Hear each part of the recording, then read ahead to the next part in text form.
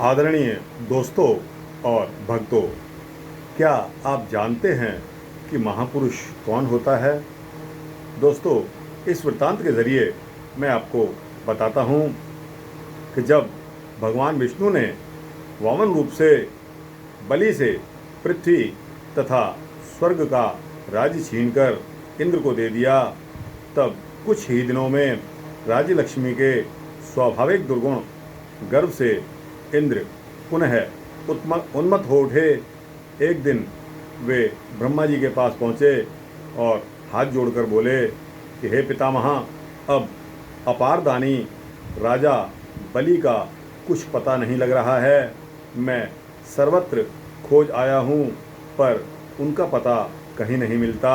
आप कृपा करके बताइए कि उनका पता क्या है।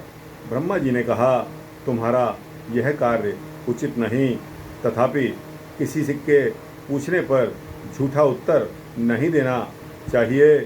अतएव मैं तुम्हें बलि का पता बतला देता हूँ। राजा बलि इस समय ऊँट, बैल, गधा या घोड़ा बनकर किसी खाली घर में रहते हैं। इंद्र ने इस पर पूछा, यदि मैं किसी स्थान पर बलि को पाऊँ तो उन्हें अपने वज्र से मारूं या नहीं? तब ब्रह्मा जी ने कहा कि राजा बलि, अरे वे कदापि मारने योग्य नहीं हैं। तुम्हें उनके पास जाकर कुछ शिक्षा ग्रहण करनी चाहिए। तदनंतर इंद्र दिव्य आभूषण धारण करके ऐरावत पर चढ़कर बलि की खोज में निकल पड़े। अंत में एक खाली घर में उन्होंने एक गधा देखा और कई लक्षणों से उन्होंने यह अनुमान लगा लिया कि ये ही राजा बलि हैं। इंद्र ने कहा, दानवराज, इस समय तुमने बड़ा विचित्र वेश बना रखा है। क्या तुम्हें अपनी इस दुर्दशा पर कोई दुख नहीं होता? इस समय तुम्हारे छत्र, चावर और वैजयंती माला कहाँ गई? कहाँ गया वह तुम्हारा अप्रतिहत दान का महाव्रत? और कहाँ गया तुम्हारा सूर्य, वरुण, कुबेर, अग्नि और जल का रूप? तब बलि ने कहा कि देवेंद्र, इस समय तुम मेरे छत्र, चंवर, सिंहासन, उपकरणों को नहीं देख सकोगे, पर फिर कभी मेरे दिन लौटेंगे और तुम उन्हें देख सकोगे। तुम जो इस समय अपने ऐश्वर्य के मद में आकर मेरा उपहास कर रहे हो, यह केवल तुम्हारी तुच्छ बुद्धि का परिचायक ही हो सकता है। मालूम होता है तुम अपने पूर्व के दिनों को सर्वथा भूल गए हो, पर सुरेश, तुम्हें समझ लेना चाहिए कि तुम्हारे वे दिन पुनः लौटेंगे। देवराज, इस विश्व में कोई वस्तु सुनिश्चित और सुस्थिर नहीं है। काल सबको नष्ट कर डालता है। इस काल के अद्भुत रहस्य को जानकर मैं किसी के लिए भी शोक नहीं करता। काल धनी, निर्धन, बलि, निर्बल, पंडित, मूर्ख, रूपवान, कुरूप, भाग्यवान, भाग्यहीन, बालक, युवा, वृद्ध, योगी, तपस्वी, धर्मात्मा, शूर और बड़े से बड़े अहंकारियों में से किसी को भी नहीं छोड़ता है और सभी को एक समान ग्रस्त कर लेता है, सबका कलेवा कर जाता है। ऐसी दशा में महेंद्र, मैं क्यों सोचूं? काल के कारण मनुष्यों को लाभ, हानि और सुख दुख की प्राप्ति होती है। काल ही सबको देता और पुनः छीन लेता है। काल के ही प्रभाव से सभी कार्य सिद्ध होते हैं। इसलिए वासव, तुम्हारा अहंकार, मद तथा पुरुषार्थ का गर्व केवल मोह मात्र है।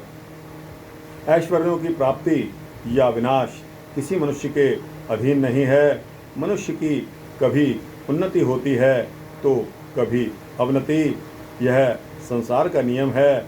इसमें हर्ष विषाद नहीं करना चाहिए। ना तो सदा किसी की उन्नति ही होती है और ना सदा अवनति या पतन ही। समय से ही ऊंचा पद मिलता है और समय से ही समय सबको गिरा देता है।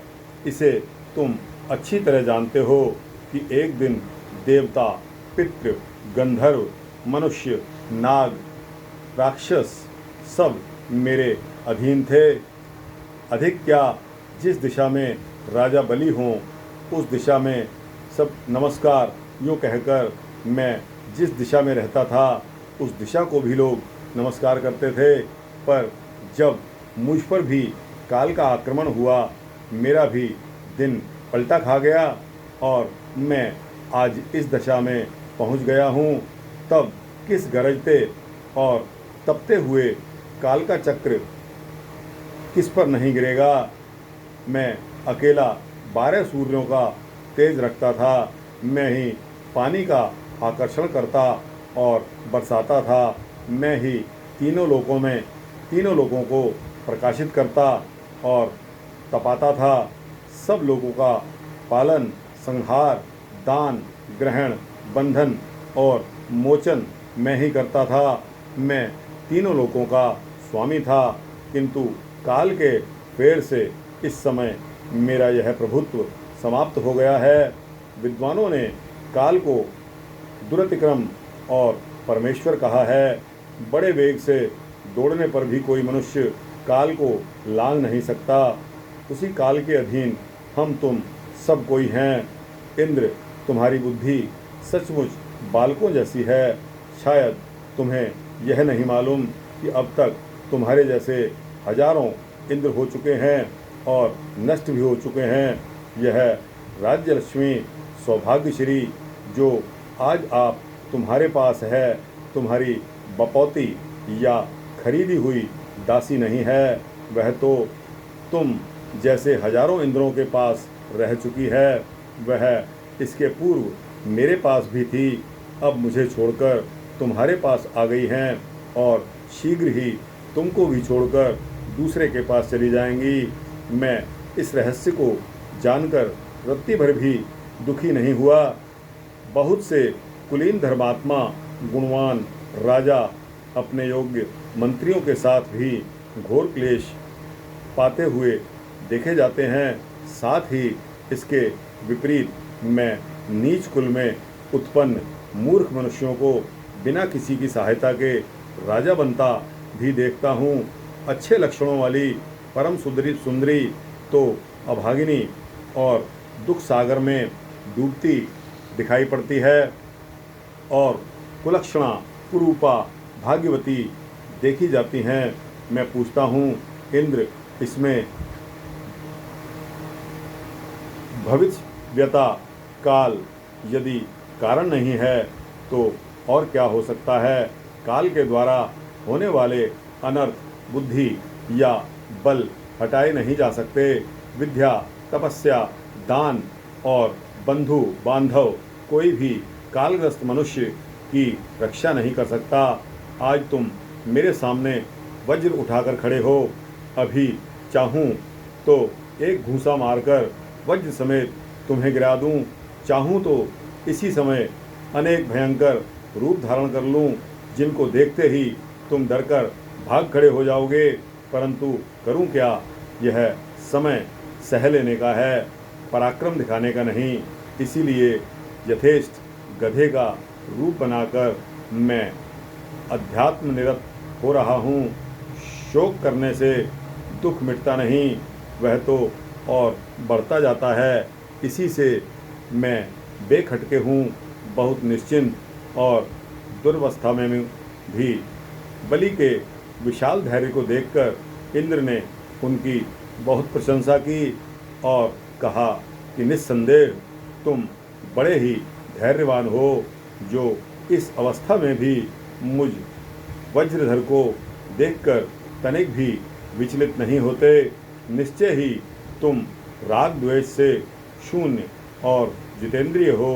तुम्हारी शांत चित्तता, सर्वभूत सुहृदता तथा निर्वैरता देखकर मैं तुम पर बहुत प्रसन्न हूँ।